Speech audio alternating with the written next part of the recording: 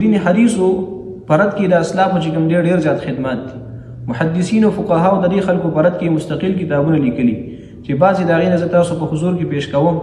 لکه اول کتاب د دې خلکو پرد کې امام شافعي علیه الرحمت لیکلی دی. جماع العلم په نوم باندې امام شافعي رحمت الله علیه یو کتاب لیکلی دی چې هغې حجتیت د حدیثو ثابت کړی دی او د منکرین حدیث یو څومره اعتراضات دي د هغې جوابونه یې کړي. دغه رنګې امام احمد بن حنبل رحمه الله مستقل کتاب لیکلی دی په حجتیت د حدیث باندې د منکرین حدیث پرد کې چې هغه امام حافظ ابن القیم په خپل کتاب اعلام الموقعین کې هغه رساله رانقل کړې ده. دغه رنګې امام غزالی علیه الرحمت هم د منکرین حدیث پرد کې مستقل لیکل کړي.